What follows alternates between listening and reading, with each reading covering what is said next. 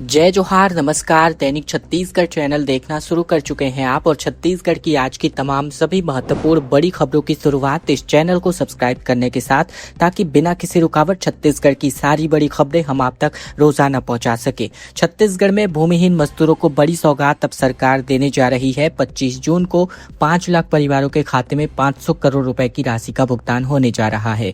दीनदयाल उपाध्याय भूमिहीन कृषि मजदूर कल्याण योजना के अंतर्गत 25 जून को लाभार्थियों के खाते में सीधी सहायता राशि का वितरण किया जाएगा। इस योजना के जरिए राज्य के 4,95,000 परिवारों को, भूमिहीन परिवारों को 495 करोड़ 96 लाख रुपए की सहायता राशि प्रदान की जाएगी। वहीं योजना के अंतर्गत प्रत्येक पात्र हितग्राही को 10,000 रुपए वार्षिक आर्थिक सहायता राशि प्रदान की जाएगी। सरकार का उद्देश्य ग्रामीण क्षेत्रों में मजदूरी पर निर्भर परिवारों को आर्थिक संबल देना और उनकी बुनियादी जरूरतों को पूरा करने में मदद करना है। इस वर्ष लाभार्थियों की सूची में 22,028 बैगा और गुनिया परिवारों को भी शामिल किया जा चुका है। ये परिवार प्रदेश की पारंपरिक, सांस्कृतिक और औषधीय विरासत से जुड़े हुए हैं। सरकार का कहना है कि इन समुदायों को मुख्य धारा से जोड़ने और आर्थिक रूप से मजबूत बनाने के लिए विशेष प्रयास किए जा रहे हैं। पिछले वर्ष भी इस योजना के अंतर्गत 5,62,112 हितग्राहियों को 562 करोड़ रुपए की सहायता राशि वितरित की गई थी। इस बार भी बड़ी संख्या में परिवारों को लाभ मिलने जा रहा है, जिससे ग्रामीण अर्थव्यवस्था को मजबूती मिलने की उम्मीद है। पेट्रोल गैस के बाद अब तेल भी महंगा हो चुका है। दिहाड़ी मजदूरों ने कहा कि घर चलाना मुश्किल है। बढ़ोतरी का पूरा आंकड़ा लगातार बढ़ता जा रहा है। लगातार बढ़ती महंगाई ने दिहाड़ी मजदूरों और निम्न आय वर्ग के परिवारों की मुश्किलें लगातार बढ़ा दी है। पेट्रोल, डीजल और रसोई गैस की कीमतों में हुई बढ़ोतरी का सीधा असर अब आम लोगों की थाली और घरेलू बजट पर साफ तौर पर दिखाई देने लगा है। रोज कमाने और रोज खाने वाले मजदूरों के लिए घर का खर्च चलाना लगातार चुनौतीपूर्ण होता जा रहा है। मजदूरी की दरें जहां लगभग स्थिर है, तो वहीं खाद्यान्न, सब्जी और तेल, साथ ही गैस और अन्य आवश्यक वस्तुओं के दामों में लगातार वृद्धि देखने को मिल रही है। खाने के तेल में बढ़ती कीमतों ने आम लोगों के घरेलू बजट पर गहरा असर डाला है। पिछले 5 महीने में विभिन्न ब्रांडों के खाद्य तेलों के दामों में लगातार वृद्धि दर्ज की गई है। पहले जो तेल लगभग 135 रुपए प्रति लीटर में उपलब्ध था, उसकी कीमत बढ़कर 160 से 165 रुपए प्रति लीटर पर पहुंच गई है। वहीं बड़े सुपरमार्केट और रिटेल स्टोर्स में कई ब्रांडों के 1 लीटर तेल की कीमत 190 रुपए से लेकर 225 रुपए तक बताए जा रहे हैं। तेल कंपनियां अब 1 लीटर की जगह पर 900 मिलीलीटर, 800 मिलीलीटर और यहां तक कि 750 मिलीलीटर तक के पाउच बाजार में उतार रही हैं। उपभोक्ताओं का आरोप है कि पैकिंग पर स्पष्ट जानकारी न होने के कारण कई बार लोग इसे पूरा 1 लीटर समझकर खरीद लेते हैं, जबकि घर पहुंचने पर पता चलता है कि इसकी मात्रा बेहद कम है।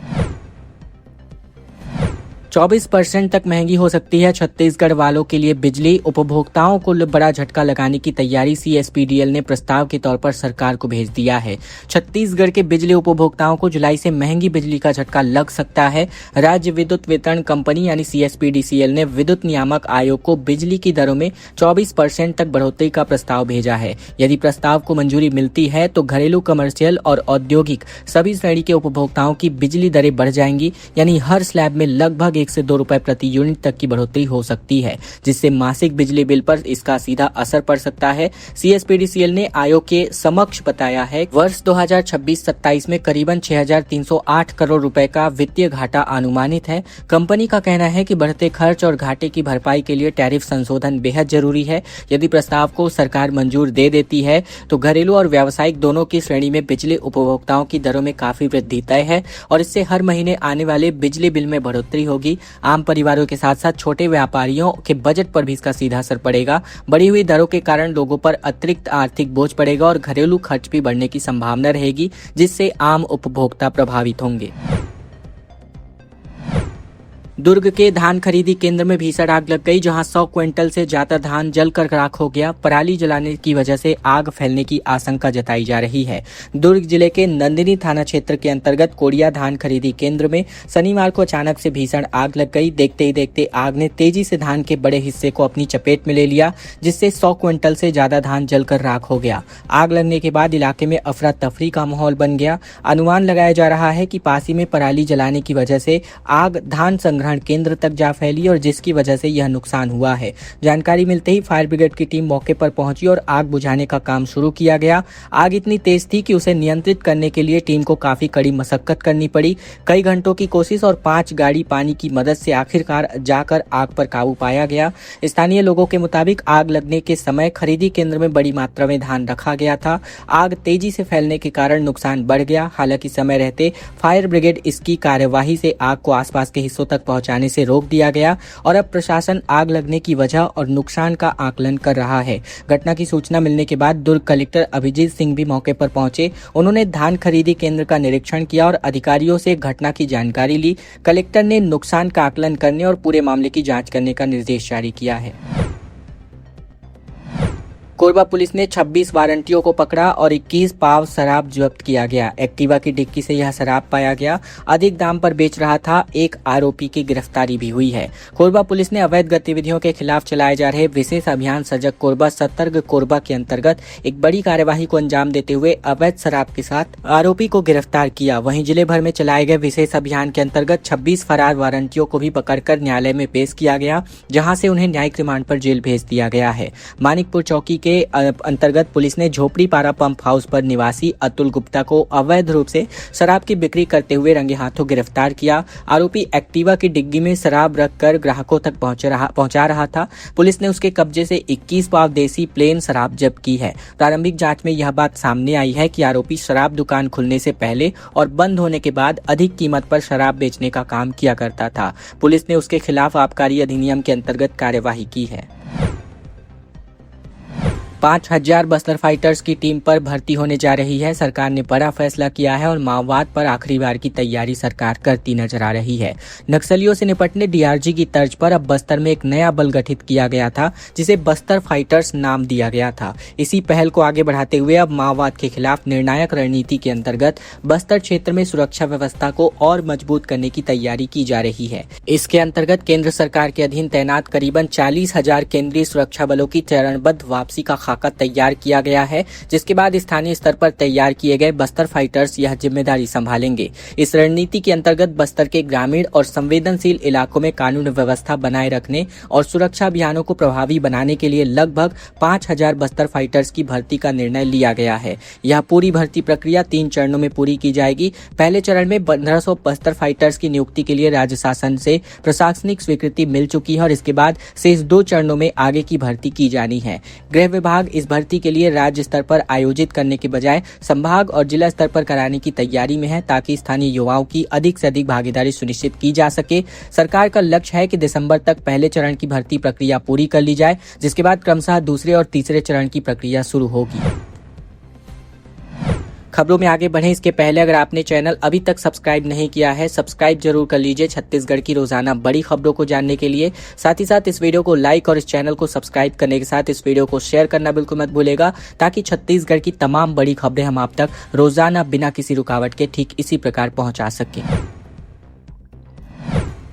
लोकल ट्रांसपोर्ट का एक नया प्लान देखने को मिल रहा है। 200 स्टॉपेज यूनिक आईडी होगी और हर इलाके में ऑटो ई रिक्शा तैनात होगा। रायपुर पुलिस कमिश्नरी में 20 मई से 5 जून तक ई रिक्शा चालकों का ऑनलाइन सत्यापन किया गया। शुक्रवार रात 8 बजे तक 13,000 ई रिक्शा चालकों ने अपना रजिस्ट्रेशन कराया है। अब इनका डिजिटल डेटाबेस तैयार किया जा रहा है। ड्राइवरों की लिस्टिंग उनके निवास के आधार पर की जाएगी। पंडरी, शंकरनगर, टिकरापारा, समता, भनपुरी और तेलीबांधा जैसे इलाकों के अनुसार सूची तैयार होगी। इसके बाद उन्हें नजदीकी थानों में बुलाकर सत्यापन किया जाएगा। सत्यापन के बाद सभी चालकों को डिजिटल आईडी सौंप दी जाएगी, जिसमें क्यूआर कोड भी होगा और क्यूआर कोड स्कैन करने पर ड्राइवर का नाम, पता, उम्र, मोबाइल नंबर, स्थायी व वर्तमान निवास, वाहन मालिक का नाम और आपराधिक रिकॉर्ड की जानकारी मिल सकेगी। ये क्यूआर कोड ई रिक्शा के बाहर और भीतर दोनों जगहों पर चस्पा किया जाएगा, ताकि सवारी को वाहन और चालक की पूरी जानकारी मिल सके। यह प्लान 20 जून तक लागू हो सकता है।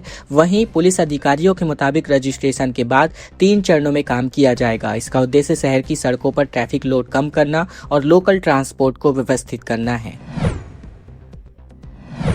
जबड़े में दबाकर मुर्गियां चुरा कर ले गया तेंदुआ। धमतरी के पोल्ट्री फार्म में 10 मुर्गियों का शिकार हुआ। जाली तोड़कर के अंदर घुसा था और ग्रामीणों में इसकी वजह से दहशत का माहौल है। छत्तीसगढ़ के धमतरी जिले में एक पोल्ट्री फार्म में घुसकर तेंदुए ने 10 मुर्गियों का शिकार किया है। घटना का सीसीटीवी फुटेज भी सामने आया है, जिसमें तेंदुआ जबड़े में दबाकर मुर्गियों को ले जाता दिखाई दिया है। घटना कोरेगांव रेंज के ग्राम मोहलाई में स्थित एक निजी पोल्ट्री फार्म का है, जहां बीती रात को तेंदुआ जाली तोड़कर फार्म के अंदर घुसा था। अंदर घुसते ही मुर्गियां फड़फड़ाने लगी और इधर उधर भागने लगी। कुछ ही मिनटों में तेंदुए ने 10 मुर्गियों का शिकार किया और घटना के बाद आसपास के गांव के लोगों में दहशत का माहौल है। जानकारी के अनुसार जिस पोल्ट्री फार्म में तेंदुआ घुसा था वो रिहायशी इलाके से महज 500 से 700 मीटर की दूरी पर ही है। ऐसे में तेंदुआ गांव में घुसकर ग्रामीणों को भी नुकसान पहुंचा सकता है। ग्राम मोहलाई जंगल से सटा हुआ है। यहाँ आए दिन लकड़बग्घा, हिरण, चीतल जैसे वन्यजीव आते रहते हैं। बताया जा रहा है कि यह तीसरी बार है जब तेंदुआ आसपास के पोल्ट्री फार्म में घुसा है,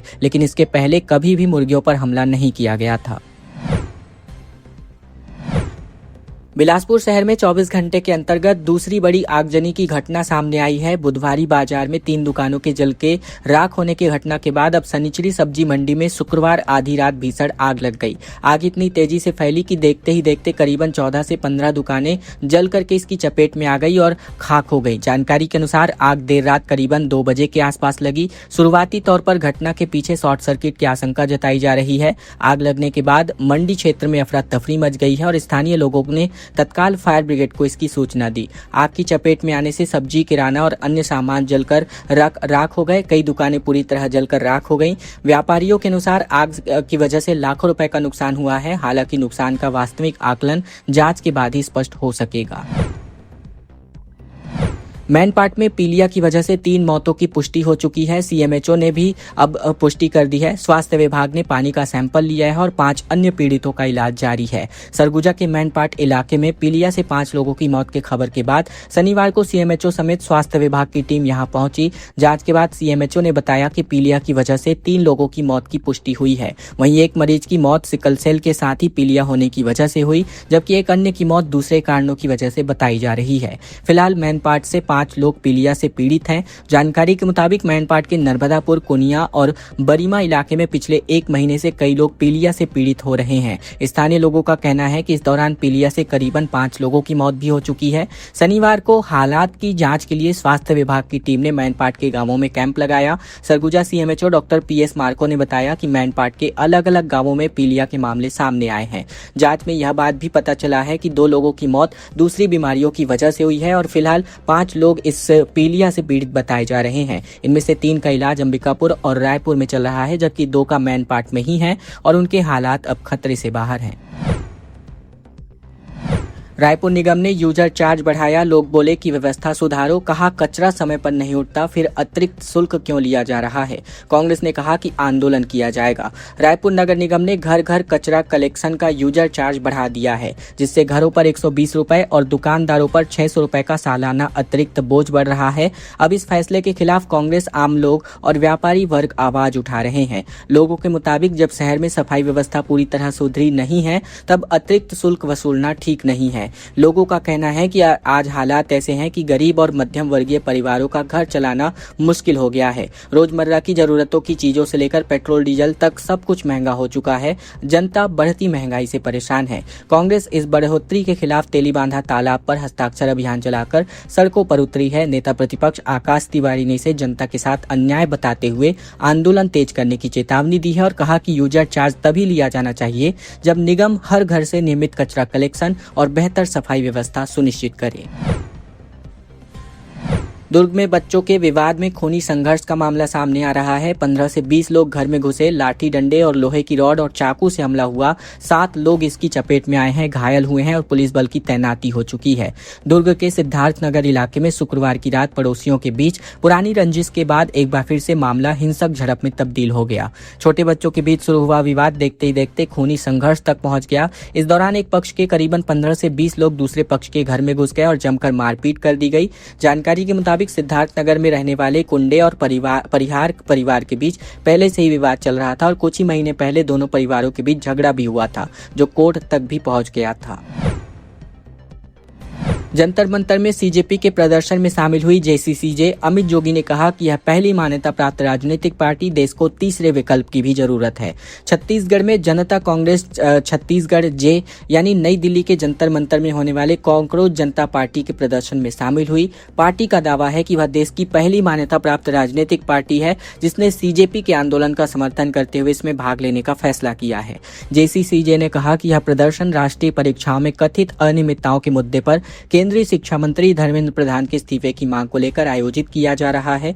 पार्टी ने स्पष्ट किया कि उनका समर्थन मुद्दा आधारित है और छात्रों की भविष्य से जुड़े सवालों पर जवाबदेही सुनिश्चित करने के उद्देश्य से है। खबरों का सिलसिला बस यहीं तक का था। अगर आपको यह वीडियो पसंद आया तो वीडियो को एक छोटा सा लाइक कर दीजिएगा। चैनल पर नए हैं तो चैनल को जरूर से सब्सक्राइब कर लीजिएगा ताकि बिना किसी रुकावट छत्तीसगढ़ की तमाम सारी बड़ी खबरें हम आप तक रोजाना ठीक इसी प्रकार पहुंचा सके। इस वीडियो को लाइक और इस चैनल को सब्सक्राइब करने के साथ इस वीडियो को शेयर करना बिल्कुल मत भूलेगा ताकि तमाम लोगों तक यह जानकारी बिना किसी रुकावट के ठीक इसी प्रकार रोजाना पहुंचाई जा सके।